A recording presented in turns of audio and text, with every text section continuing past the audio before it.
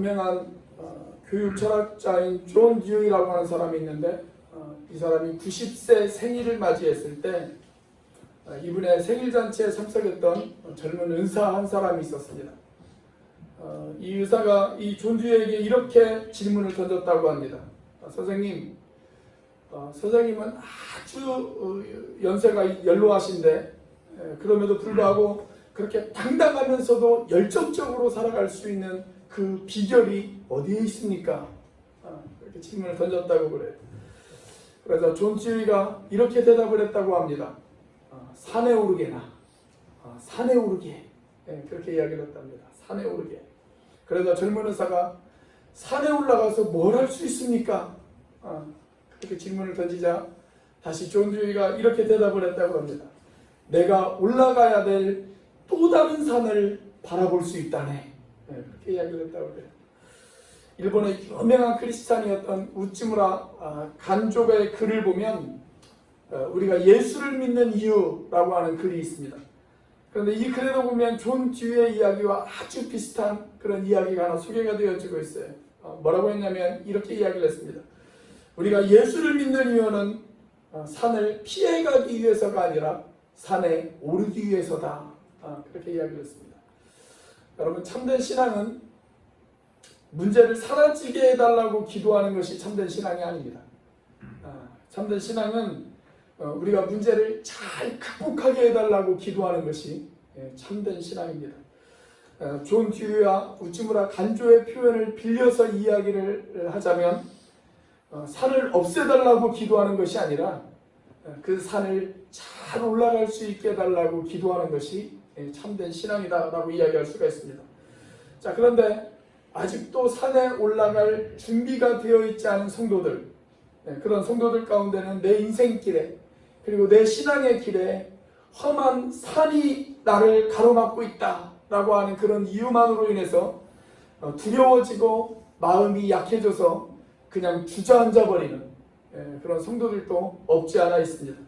자, 오늘부터 우리가 살펴봐야 될 1세기에 존재했던 골로새 교회가 바로 그와 비슷한 그런 상황이었습니다.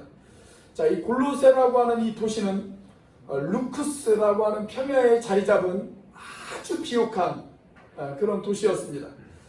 이 도시 한복판에는 아름다운 강이 흐르고 있었고 이 강을 두고 서쪽으로는 라우디게아라고 하는 도시가 있었고 북쪽으로는 히에라폴리스라고 하는 그런 도시가 있었습니다. 자, 이 세 도시가 삼각형 모양을 이루고 이 세 도시가 있었어요. 자, 이 지역은 목축업이 매우 발달한 그런 지역이었습니다. 그러다 보니까 양의 털을 이용해서 옷을 만들거나 아니면 염색을 하는 그런 산업들이 많이 발달을 해 있었고 그래서 그런지 꽤 부유한 그러한 도시였습니다. 자, 그런데 1세기에 접어들면서 이 도시들 가운데 아주 커다란 지진이 두 차례 발생합니다. 그리고 이 지진을 겪고 나서 이 도시들이 갑자기 경제적으로 쇠퇴해지는 그런 상황에 내몰리게 되어졌습니다. 자, 이 무렵 이 도시에 살고 있었던 에바브라라고 하는 한 사람이 있었습니다. 이 에바브라는 이 도시에서 서쪽으로 약 160km 정도 떨어진 그 당시에 소아시아에서 가장 번성했던 에베소라고 하는 도시로 가게 되어집니다. 자, 그리고 여기에서 바울을 만나게 돼요. 자, 바울을 만나서 바울에게 복음을 듣고 예수님을 영접하고 그리스도인이 되어집니다. 그리스도인이 되어지고 난 뒤에 자기 고향에 대한 어떤 영적인 책임감이 있었어요. 내가 고향으로 가서 우리 고향 사람들이 이 예수 그리스도에 대한 복음을 들었으면 좋겠다 라고 하는 고향에 대한 어떤 책임감이 있었습니다. 그래서 이 골로새 지방으로 돌아와서 전도를 하기 시작했고 그렇게 전도되어진 사람들과 소그룹의 그런 공동체를 만들기 시작을 했습니다. 자, 그렇게 이 골로새 교회가 시작이 되어졌어요. 그 내용을 우리가 어떻게 할 수 있냐면 오늘 우리가 읽었던 6절에서 8절까지의 말씀을 보면 짐작할 수가 있습니다. 자, 특별히 7절에 있는 말씀 우리 같이 한번 읽어보도록 하겠습니다. 7절 말씀 같이 읽습니다. 시작. 이와 같이 우리와 함께 된 종된 사랑하는 에바브라에게 너희가 배웠나니 그는 너희를 위한 그리스도의 신실한 일꾼이요. 자, 여기에서 바울은 골로새 교회를 향해서 뭐라고 이야기를 하냐면 너희가 나 바울에게 복음을 배웠다, 그렇게 이야기하지 않아요. 그렇게 이야기하지 않고 누구에게 배웠다고 이야기합니까? 에바브라에게 배웠다라고 그렇게 이야기하고 있습니다. 그리고 우리가 모든 자료들을 다 찾아봐도 바울이 이 골로새라고 하는 도시를 방문한 흔적이 없어요. 그런 기록이 없습니다. 그래서 학자들은 이 골로새라고 하는 교회는 에바브라라고 하는 이 사람에 의해서 시작되어졌을 것이다 라고 그렇게 추측하고 있습니다. 자, 그렇게 골로새라고 하는 이 교회가 에바브라에게 복음을 들었습니다. 이 복음은 경제적으로 쇠퇴해져가는 이 골로새라고 하는 도시에 새로운 활기를 불러넣었습니다. 그런데 어떤 성도들은 복음을 받아들이기는 했지만 그들 현실 앞에 놓여져 있는 벽이 너무나도 크고 너무나도 높았기 때문에 여전히 그 벽 때문에 힘들어하는 성도들도 있었어요. 그런데 그 틈을 타서 그들의 신앙을 위협할 수 있는 이단 사상들이 그 교회에 들어오기 시작을 했습니다. 율법주의라든가 영지주의 같은 이런 이단 사상들이 그 교회에 들어오기 시작을 했어요. 자, 그래서 바울이 그 사람들에게 편지를 보낼 필요성을 느꼈습니다. 이 골로새 교회를 향해서 편지를 보내야 될 필요성을 느꼈어요. 여러분, 이단들이 와가지고 뭐 어떻게 이야기를 했냐면 이렇게 이야기를 했겠죠. 우리에게 오면 당신들의 모든 문제를 다 해결해 줄 수 있다, 아마 이렇게 이야기했을 것입니다. 여러분, 우리가 어떤 교회든 어떤 단체든 내가 가지고 있는 모든 문제를 다 해결해 줄 수 있다 라고 그렇게 약속한다면 여러분, 그 단체나 그 모임을 한번 의심해 볼 필요가 있습니다. 건강한 신앙은 문제를 인정해요. 그리고 그 문제에 대해서 우리가 함께 그 문제를 어떻게 극복해 나갈 것인가, 이것에 대해서 우리가 고민하는 것이 건강한 신앙이지, 당신이 가지고 있는 그 모든 문제를 우리가 쉽게 해결해 줄 수 있습니다 라고 약속하는 그런 신앙은 건강한 신앙이 아닙니다. 자, 그래서 이 골로새 교회가 이단의 많은 사상들로 인해서 유혹을 받기 시작을 했어요. 지금 힘들잖아요. 지진으로 인해서 그동안 경제가 힘들었던 그런 지역 아닙니까? 그러다 보니까 이단 사상에 그들이 쉽게 현혹되어졌습니다. 그래서 골로새 교회가 골로새기 시작했습니다. 골로새기 시작했습니다. 자, 그런 이유로 바울이 골로새 교회를 향해서 지금 편지를 보내고 있는 겁니다. 자, 1장 23절 말씀에 보시면 바울이 골로새서를 쓰게 되어진 직접적인 이유를 우리가 알 수가 있어요. 자, 1장 23절 같이 한번 읽어보겠습니다. 시작. 만일 너희가 믿음에 거하고 터 위에 굳게 서서 너희 들은 바 복음의 소망에서 흔들리지 아니하면 그리하리라. 이 복음은 천하 만민에게 전파된 바요, 나 바울은 이 복음의 일꾼이 되었노라. 자, 여기 보면 바울이 뭐라고 이야기해요? 너희가 복음의 소망에서 흔들리지 아니하면, 그렇게 이야기합니다. 그러니까 지금 흔들리고 있는 성도들을 향해서 그들을 흔들리지 않게 붙잡아 줄 필요가 있었다라는 그런 이야기죠. 자, 골로새서의 전체 내용은 이렇습니다. 너희들이 이미 받은 복음, 그 복음을 너희들이 굳게 잡을 수만 있다면 그 복음을 가지고 현실에서 만나는 모든 역경을 극복할 수 있다. 이 복음으로 인해서 비록 힘들고 어렵지만 우리는 여전히 감사하고 감격하면서 그렇게 살아갈 수 있다. 그렇기 때문에 이 복음을 붙잡아라. 이것이 골로새서의 전체적인 내용입니다. 여러분, 그래요. 우리가 예수를 믿고 복음을 받아들이고 난 이후에 그 복음이 내 경제적인 문제를 완전히 해결해 줄 수 없을 수도 있습니다. 우리가 예수를 믿음에도 불구하고 우리의 삶은 여전히 어두울 수도 있습니다. 우리의 미래는 여전히 불투명할 수도 있습니다. 그러나 우리가 복음을 받아들였다면 이 복음은 우리의 삶 가운데 반드시 세 가지를 약속해 줍니다. 내가 복음을 받아들였다.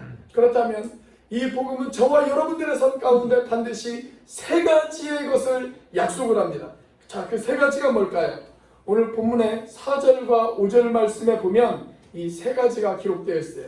자, 4절과 5절을 한번 보시면 우리가 많이 본 단어 3개가 등장하지 않습니까? 어떤 단어가 등장하나요?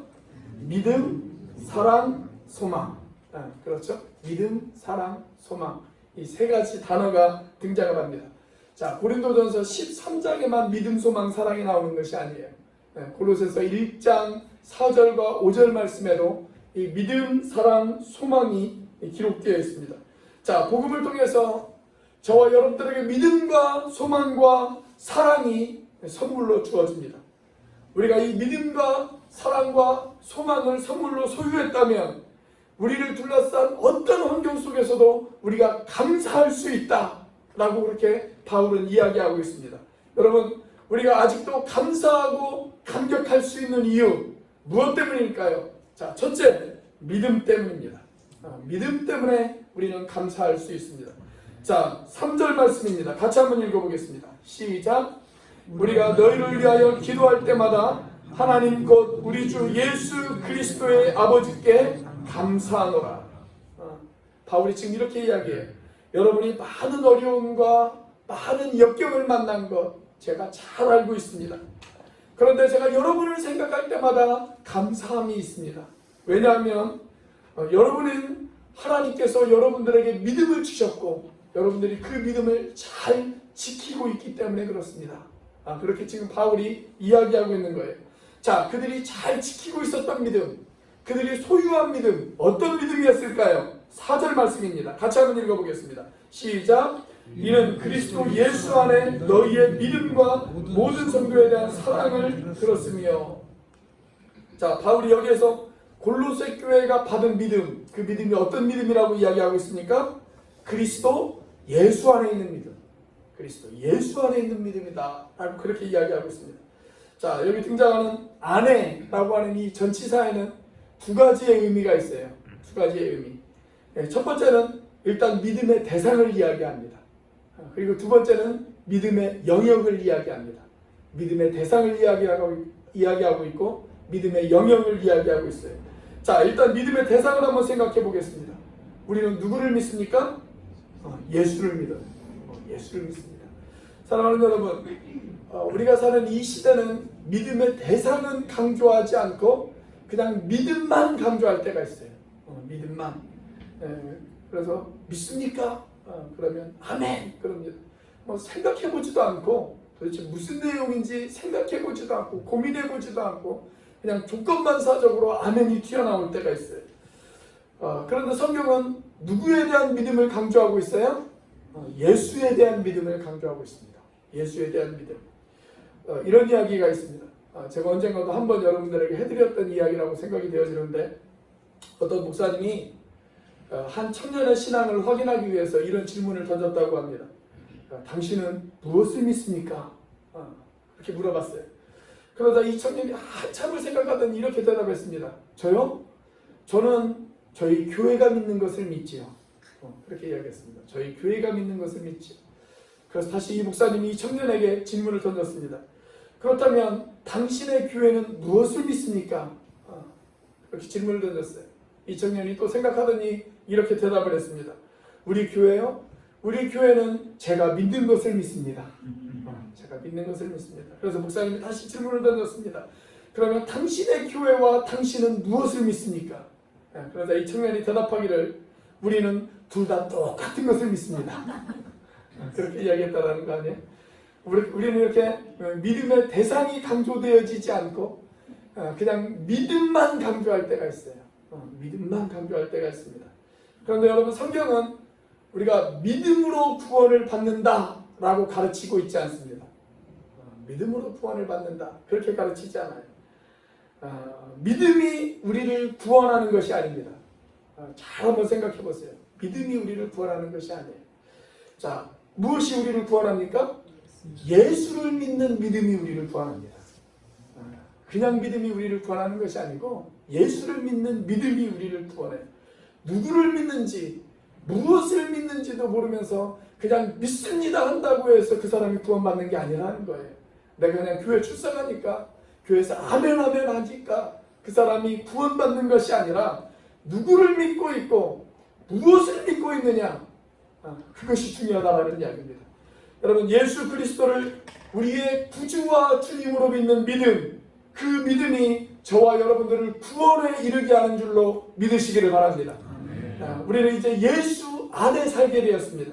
이것이 믿음의 영역이에요. 한번 잘 생각해 보세요. 우리는 예수를 믿어요. 그게 믿음의 대상이에요. 그리고 그 예수 안에 살아요. 그게 바로 믿음의 영역입니다.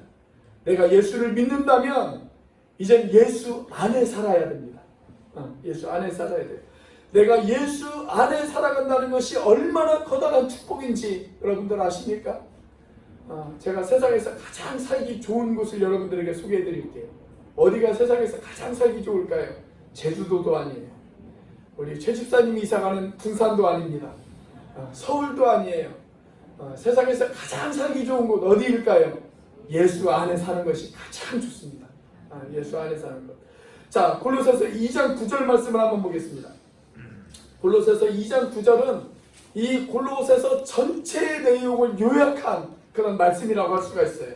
자, 이 골로새서 2장 9절 말씀 같이 한번 읽어보겠습니다. 시작. 그 안에는 신성의 모든 충만이 육체로 거하시고.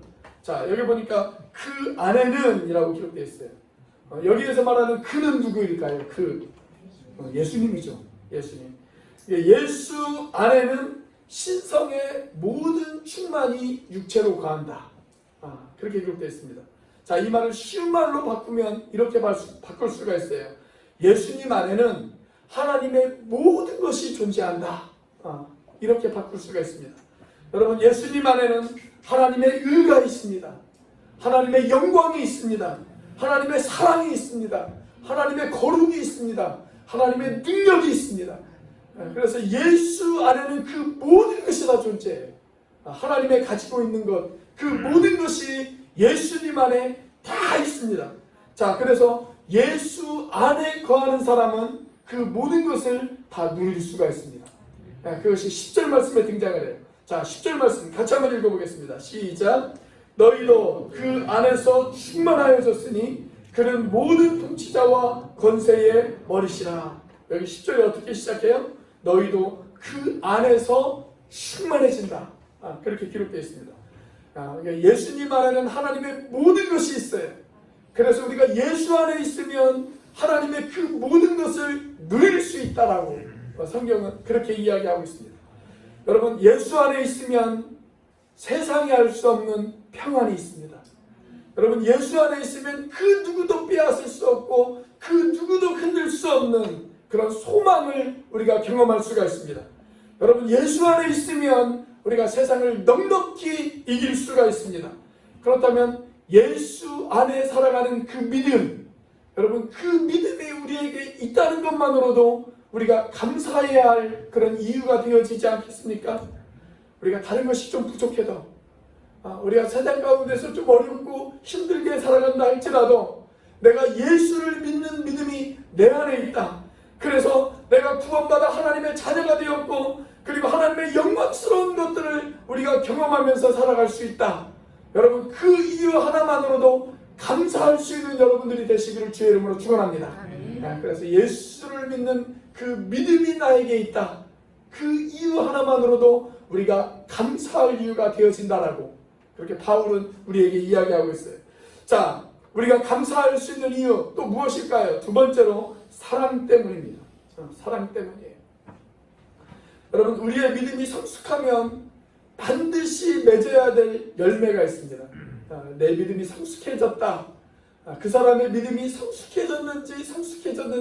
성숙해지지 않았는지를 알 수 있는 열매가 있어요. 그 열매가 뭐냐면 바로 사랑입니다. 사랑. 믿음이 뿌리라고 한다면 사랑은 열매라고 그렇게 이야기할 수가 있어요. 기독교 신앙의 처음이 믿음이다 라고 그렇게 이야기한다면 기독교 신앙의 마지막은 사랑이다 라고 그렇게 이야기할 수가 있습니다. 믿음이 천국의 문을 여는 열쇠다 라고 이야기한다면 사랑은 그 천국을 경험할 수 있는 삶의 방식이다 라고 그렇게 이야기할 수가 있습니다. 자, 그런데 오늘 본문 말씀을 자세히 읽어보시면 바울은 그 사랑의 대상이 주님이라고 이야기하고 있지는 않아요. 그 사랑의 대상이 주님이다 라고 이야기하고 있지는 않습니다. 누구에 대한 사랑을 강조합니까? 자, 4절 말씀 다시 한번 읽어보겠습니다. 시작. 이는 그리스도 예수 안에 너희의 믿음과 모든 성도에 대한 사랑을 들었으며. 자, 여기 누구에 대한 사랑을 강조하고 있어요? 모든 성도에 대한 사랑을 강조하고 있어요. 모든 성도에 대한 사랑. 바울은 왜 주님에 대한 사랑을 강조하지 않고 성도에 대한 사랑을 강조하고 있을까요? 쉽게 대답하면 그건 강조할 필요가 없기 때문에 그래요. 너무나 당연한 것이기 때문에. 주님에 대한 사랑은 너무나도 당연한 것이기 때문에 그건 강조할 필요가 없어요. 그래서 성도에 대한 사랑을 지금 강조하고 있습니다. 자, 여러분, 우리가 예수 안에 살아간다는 것은 이미 예수님의 사랑을 경험한 것이죠. 예수님의 사랑을 경험한 것이, 주님이 나를 용서해 주셨습니다. 그 주님이 나를 받아주셨습니다. 내가 예수 안에 거했더니 하나님이 나를 용서해 주시고 나를 용납해 주시고 나를 하나님의 자녀라 인쳐 주시고 나를 생명책에 내 이름을 기록해 주셨습니다. 이 놀라운 사랑을 경험한 사람들, 그 사람들은 사랑의 빚진 자들입니다. 사랑의 빚진 자들. 그래서 이 사랑을 경험했다면, 그리고 그 사랑이 내 가슴 가운데 흘러 들어왔다면, 이제는 반대로 이 사랑을 흘려보낼 대상자를 찾게 마련입니다. 여러분 한번 잘 생각해 보세요. 내가 하나님의 사랑을 받았어요. 이 사랑이 내 가슴에 있어요. 그러면 이제 우리가 해야 될 일은 뭐예요? 이 사랑을 흘려보낼 대상자를 찾는 겁니다. 대상자를 찾는 거예요. 그래서 이 사랑을 나눠줄 수 있는 그런 사람들을 찾습니다. 그리고 사람들에게 이 사랑을 나눠줄 때 우리는 행복함을 느낍니다. 행복함을 느껴요.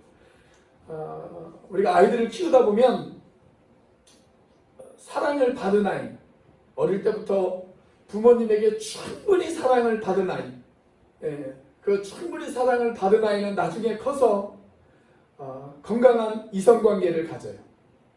그리고 건강한 부부 생활을 합니다. 그래서 건강한 가정을 이룰 확률이 아주 높습니다. 그래서 부모가 자녀들을 위해서 충분히 사랑을 해줄 수 있어야 돼요. 왜냐하면 사랑을 받은 사람만이 사랑을 줄 수 있기 때문에 그렇습니다. 마더 테레사가 쓴 글에 보면 이런 이야기가 있더라고요. 진정한 행복은 내가 사랑하는 대상을 가질 때, 그리고 그를 사랑할 수 있는 능력이 있을 때 그는 행복한 자가 된다. 그런데 주님은 우리에게 이 두 가지를 다 주셨다. 그렇게 이야기합니다. 그래요, 여러분, 주님은 우리에게 사랑할 수 있는 대상도 주셨어요. 그리고 사랑할 수 있는 능력도 주셨습니다. 여러분, 목사님, 저는요 저 사람만큼은 절대 사랑할 수 없어요. 여러분, 그렇게 이야기하지 마십시오. 그 거짓말이에요. 내가 거듭난 그리스도인이라면 성경은 이미 우리에게 말하기를 뭐라고 이야기를 하냐면 하나님의 사랑이 이미 우리에게 주어졌다라고 그렇게 이야기하고 있습니다. 그러니까 내가 사랑을 안 하는 것이지 사랑을 할 수 없는 것이 아니에요. 우리는 다 사랑할 수 있어요. 그리고 내가 사랑할 수 있는 대상을 찾아서 사랑을 시작할 때 그때 우리는 진짜 행복을 느낄 수가 있습니다.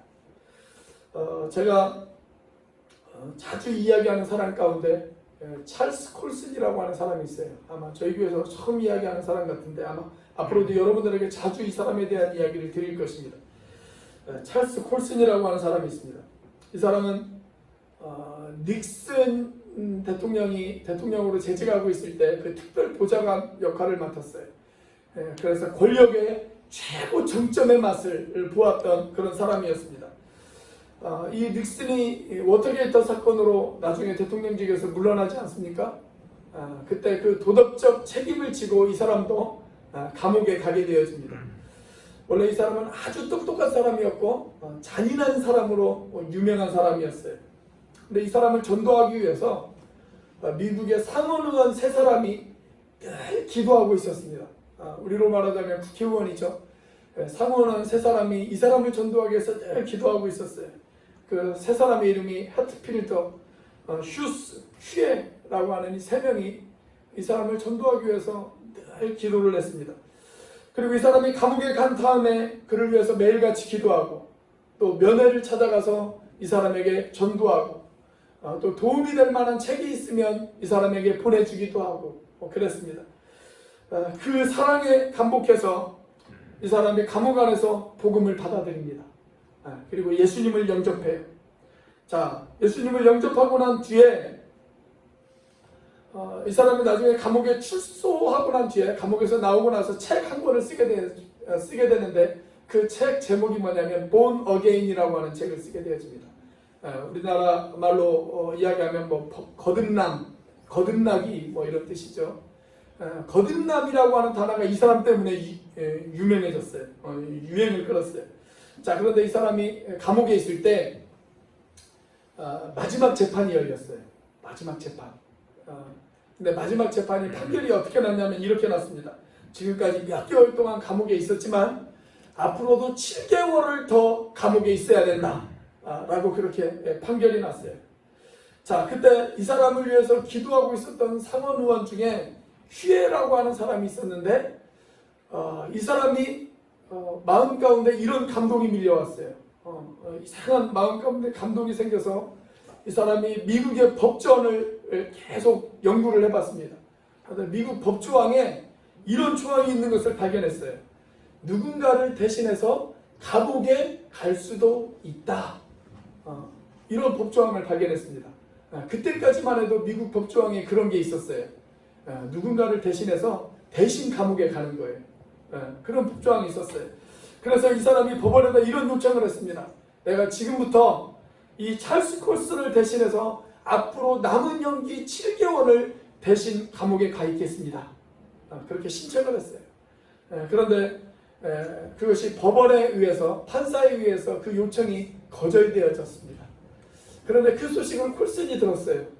여러분, 콜슨이 그 소식을 들었을 때 그가 어떤 느낌을 가졌을까요? 이 사람들이 지금까지 나를 위해서 기도해주고 나를 위해서 전도해주고 이제는 나를 위해서 대신 감옥까지 갈 수 있다라고 이야기하는 거예요. 그 조건 없는 사랑 앞에 이 사람의 오만했던 자존심 그리고 이 사람의 이성이 무너져 내리기 시작했습니다. 그리고 예수님을 영접했어요. 그리고 이 사람이 이런 결심을 했어요. 나도 이제 그런 사랑을 받았으니 나도 그런 사랑을 베풀어야지. 그런데 누구에게 사랑을 베풀겠어요? 감옥에 갇혀 있으니까 그냥 감옥에 있는 동료 죄수들에게 그런 사랑을 베풀 수밖에 없잖아요. 근데 그런 사랑을 어떻게 베풀 수 있을까? 기도하면서 하나님 앞에 지혜를 구했어요. 하나님, 제가 저 사람들을 어떻게 사랑하면 좋을까요? 그런데 감옥 안에 있다 보니까 감옥 안에 있는 죄수들이 정말 하기 싫어하는 것이 하나 있더래요. 그게 뭐냐면 빨래하는 것이었어요. 감옥에 있는 죄수들이 빨래하는 것을 그렇게 싫어하더랍니다. 그래서 이 사람이 그때부터 자기가 자원해서 빨래하는 일을 맡기 시작을 했습니다. 처음에는 사람들이 놀려대기 시작했어요. 그런데 나중에는 이 콜슨에게 감동되어지기 시작했습니다. 그 사람들이 감동되어졌다는 것이 중요한 것이 아니라 이 콜슨이 자신의 자서전 가운데 뭐라고 기록했냐면 이렇게 기록해 놓았습니다. 내 평생 나는 집안에서 손가락 하나 까딱하지 않는 그런 사람이었습니다. 그런데 내가 그들을 사랑하면서 내가 그들을 섬기면서 나는 내 인생의 진정한 행복을 발견했습니다. 그렇게 이야기하는 거예요. 이 순수한 섬김과 사랑을 통해서 그런 행복을 발견했다. 그렇게 이야기하고 있습니다. 그리고 몇몇 사람들과 함께 기도 모임을 시작했어요. 그렇게 그 죄수들을 섬겼어요. 그 기도 모임이 너무 의뢰가 되어져서 이 사람이 그 감옥 안에서 한 가지 결심을 하게 되었습니다.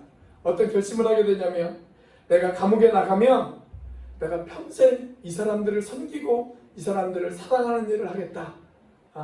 라고 그렇게 결심을 하게 되어져요.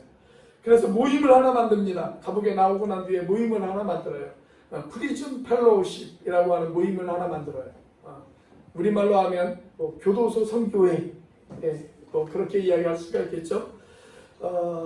그런 모임을 만들어서 평생 교도소에 있는 죄수들을 섬기고 그들에게 복음을 전하면서 살다가 그렇게 돌아가셨습니다. 이분이 살아있을 때 아주 유명한 상을 하나 받았어요. 제가 1992년도에 신학교에 입학했거든요. 근데 92년도에 신학교에 입학했을 때 우리나라가 떠들썩했습니다.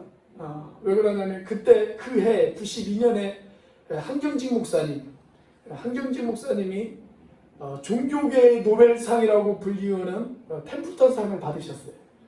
그래서 난리가 났었어요. 그런데 그 다음 해에 그 템플턴상을 수상한 사람이 누구냐면 이 찰스 콜슨이라고 하는 사람입니다. 찰스 콜슨.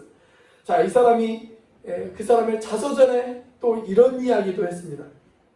내가 교만했을 때, 그래서 사람들의 섬김을 받을 때 나는 행복을 몰랐습니다. 내가 권력의 최정상에 있을 때 나는 그때 행복을 몰랐습니다. 그러나 내가 사랑해야 하는 대상을 발견했을 때 나는 진정한 행복을 발견했습니다. 그렇게 이야기합니다. 사랑하는 여러분, 우리가 예수 안에 있으면 우리가 사랑해야 할 대상을 발견하게 하십니다. 그리고 우리를 둘러싸고 있는 조건이 아무리 힘들고 어렵다 할지라도 내가 사랑할 수 있는 대상이 있으면 거기에서 우리는 행복을 느낄 수가 있습니다. 내가 사랑해야 할 대상 누구일까요? 다른 사람이 아니에요. 우리 옆에 있는 분들 한번 바라보세요. 우리 앞뒤에 있는 분들 한번 바라보십시오. 그러면서 우리 이렇게 한번 인사해 보겠습니다. 당신이 바로 내가 사랑해야 할 그 사람입니다. 한번 인사해 보세요.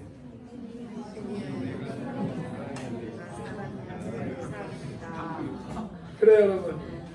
내가 사랑해야 할 대상이 있고 내가 사랑할 수 있는 능력이 있다는 것, 여러분, 그것이 바로 내가 감사해야 할 이유가 되어짐을 믿으시기를 바랍니다.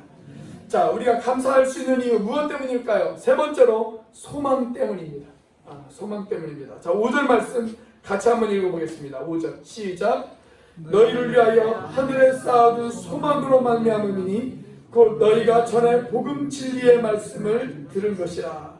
자, 복음을 듣고 나서 우리가 소유한 또 하나 무엇일까요? 소망입니다. 소망. 자, 그런데 어떤 소망이라고 이야기하고 있습니까? 하늘에 쌓아둔 소망이다. 이렇게 이야기합니다. 하늘에 쌓아둔 소망이다. 바울이 그냥 소망이다 라고 이야기하지 않고 하늘에 쌓아둔 소망이다 라고 그렇게 이야기한 것은 땅의 소망과 비교하기 위해서예요. 여러분, 우리가 이 땅에 살아가면서 여러 가지 소망을 가져요. 땅의 소망도 같습니다. 저는 땅의 소망이 나쁘다고 생각하지 않아요. 우리가 이 세상을 가지면서 살아가면서 가지는 모든 소망은 다 귀한 것입니다. 모든 소망은 다 진지한 것입니다. 우리는 소망 없이는 단 하루도 살아갈 수가 없습니다. 단테라고 하는 사람이 쓴 신곡이라고 하는 책을 보면 이런 글귀가 있어요. 지옥에 가보면 그 지옥 입구에 하나의 글귀가 쓰여 있을 것이다. 그렇게 이야기합니다. 여러분, 지옥에 가보면 지옥 입구에 뭐라고 쓰여 있을까요? 이렇게 쓰여 있다고 그래요. 단테의 말에 의하면 이렇게 쓰여 있다고 그래요. 일체의 모든 희망을 버려라. 일체의 모든 희망을 버려라. 여러분, 우리의 희망이 사라져버린 세계, 우리의 소망이 없는 세계, 내일을 위해서, 내일을 향해서 나는 희망도 없고 소망도 없다. 여러분, 그 세계가 뭐예요? 거기가 바로 지옥이에요. 희망도 없고 소망이 없는 세계, 그 세계가 바로 지옥입니다. 자, 그런데 우리가 예수를 믿고 나서 우리에게는 소망이 하나 생겼어요. 하늘에 쌓아둔 그런 소망이 하나 생겼습니다. 여러분, 그 소망은 일시적인 소망이 아니에요. 땅의 소망과는 차원이 달라요. 땅의 소망은 불안정한 소망입니다. 땅의 소망은 오늘 있다가 내일 사라질 수도 있는 소망입니다. 그러나 하늘에 쌓아둔 소망은 불안정하지 않는 소망입니다. 오늘 있다가 내일 사라지는 그런 소망이 아닙니다. 그 소망은 완벽한 소망입니다. 그 소망은 흔들릴 수 없는 소망입니다. 그 소망은 누구도 빼앗을 수 없는 그러한 소망입니다. 저와 여러분들을 위해서 우리 주님께서 하늘에 쌓아둔 소망을 예비해 주신 줄로 믿으시기를 바랍니다. 여러분들이 혹시 네덜란드를 가시게 되면 꼭 가보셔야 할 곳이 하나 있어요. 꼭 가보셔야 할 것. 이 네덜란드가 그 튤립과 풍차의 나라 아닙니까? 그래서 우리나라 사람들이 네덜란드로 관광을 가면 그냥 튤립 구경하고 풍차 구경하고 그러다가 돌아온대요. 그냥 네덜란드 가서 그런 것만 보시고 오시면 네덜란드 관광은 헛것입니다. 말짱 꽝입니다. 네덜란드에 가시면 꼭 보셔야 될 것이 있는데 안네의 생가예요. 안네의 생가. 이 안네 프랑크의 이 집에서 안네의 일기라고 하는 책이 쓰여졌어요. 이 안네 프랑크의 생가를 가보시면 3층짜리 조그마한 집입니다. 그런데 꼭대기에 올라가 보면 책장이 하나 있어요. 책장. 그 책장을 살짝 밀면 거기에 비밀 통로가 하나 나옵니다. 그리고 계단이 나오는데 그 계단을 통해서 올라가 보면 아주 옥상에 조그마한 그 옥탑방이 하나 나와요. 그 옥탑방에서 이 유대인 가족들이 거기에서 피해서 숨어 있었어요. 독일의 경찰들을 피해서 거기에 숨어 있었습니다. 자, 거기에서 이 어린 안내가 13살에 선물 받았던 일기장에다가 일기를 써내려가기 시작하는 거예요. 그런데 그 일기에 보면 이런 대목이 있어요. 우리는 우리의 세계가 점점 어둠의 세력에 포위되어 오고 있는 것을 느낀다. 공포와 죽음이 우리 앞에 다가오고 있는 것을 느낀다. 그러나 이 공포와 학살과 죽음과 전쟁이 저 건너편에서 다가오는 하나님 나라의 빛을 우리는 바라본다. 그리고 이 하나님 나라는 우리가 누리는 이 평화의 원인이다. 우리는 이 희망 때문에 이 작은 공간에서 천국을 경험한다. 이거 막 번역을 좀 이렇게 유식하게 번역을 해서 그렇지 13살짜리 소녀가 아마 이렇게 썼을 거예요.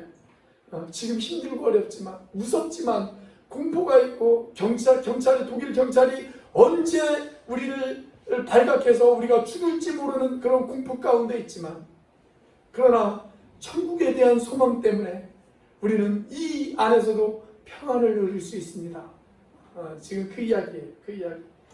공포와 어둠 속에서도 그들은 하늘의 소망 때문에 천국을 경험할 수 있다고. 그 가족이 그렇게 고백하고 있는 거예요. 그렇습니다, 여러분. 우리의 머리에 이고 있는 이 하늘이 어둡다 할지라도 우리의 주님이 우리를 위해 예비하신 그 빛나는 천국에 대한 소망이 우리 가운데 있다면 믿음의 선배들이 불렀던 그 옛 복음송가의 가사처럼 우리도 그렇게 고백할 수 있을 것입니다. 저 하늘에는 눈물이 없네. 거기는 슬픔도 없네. 저 하늘에는 눈물이 없네. 거기는 승리만 있네. 고통은 모두 다 사라져버리고 영광만 가득 차겠네. 우리의 주님과 함께 있을 때 영원한 기쁨이 있겠네. 여러분, 눈물이 없는 그곳, 슬픔이 없는 그곳, 하늘에 쌓아둔 그 소망 때문에 우리가 지금도 감사할 수 있다고 바울은 그렇게 이야기하고 있습니다. 여러분, 복음이 저와 여러분에게 예수를 믿는 믿음을 주신 것에 대해서 감사하시길 바랍니다. 복음이 저와 여러분들에게 사랑할 수 있는 대상을 주시고 그 사랑할 수 있는 능력을 주신 것, 그것에 대해서 감사하시기를 바랍니다. 복음이 저와 여러분들에게 하늘에 쌓아둔 소망을 주신 것, 그것에 감사하시기를 바랍니다. 그리고 이 믿음과 사랑과 소망으로 인해서 오늘 또 승리하시는 저와 여러분들의 삶이 되시기를 주의 이름으로 축원합니다. 기도하시겠습니다. 우리 시간 함께 기도하기를 원합니다. 하나님, 우리 안에 믿음이 있기를 원합니다. 인격적으로 예수님을 만나고 예수님을 나의 그리스도요 주로 고백하는 그런 믿음이 있기를 원합니다. 하나님, 우리 안에 사랑이 있기를 원합니다. 내가 하나님을 사랑하고 있다는 사실을 내 옆에 있는 형제와 자매들을 사랑함으로 인해서 하나님 그렇게 보여줄 수 있는 그런 사랑이 우리들 가운데 있기를 원합니다. 하나님, 우리 안에 소망이 있기를 원합니다. 어렵고 힘들지만 주님을 바라보며 하늘에 쌓아둔 그 소망으로 인해 감사할 수 있는 아버지 하나님, 그런 소망이 우리 가운데 있게 하여 주옵소서. 우리가 이 믿음과 사랑과 소망으로 살아가는 우리가 되어지게 해달라고 우리 시간 같이 한번 한 목소리로 하나님 앞에 기도하도록 하겠습니다. 같이 기도합니다. 할렐루야. 살아계신 역사하시는 하나님 아버지 감사합니다. 아버지 하나님, 이 시간 주님께서 하나님 함께 하시고 하나님 역사해 주시고 하나님 축복하여 주시옵소서. 아버지 하나님, 우리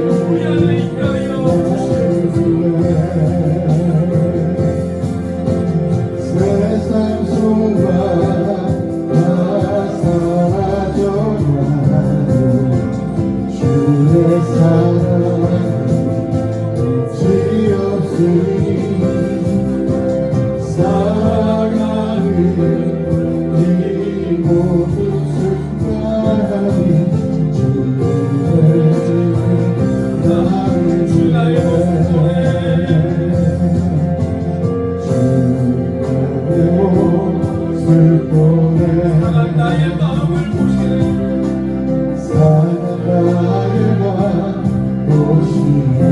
주님이 나의 눈물을 하십니다.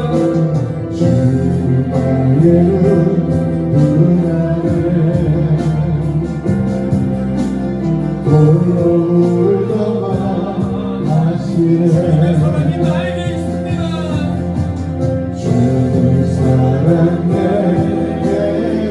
그 사랑이 날 채우십니다.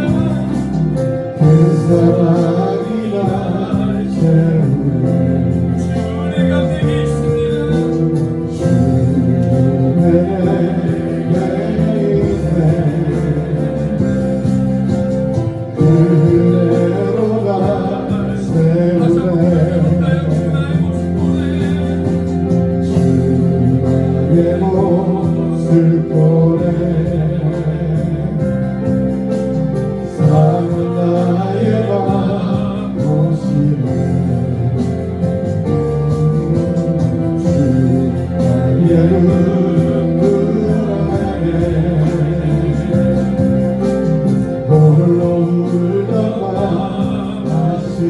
사랑 내게 있네.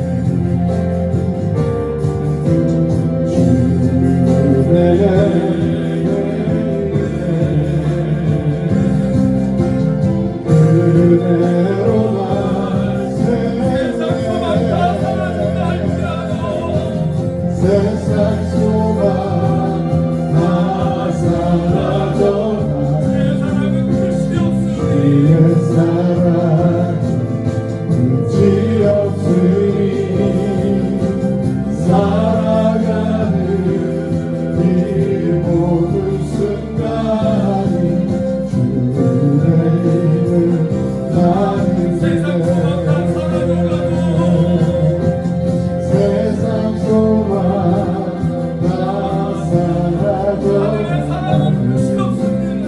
주의 사랑 끝이 없으니 살아가는 이 모든 순간이 주의 이름 나를 위해 주의 이름 나를 위해 주의 이름 나를 위해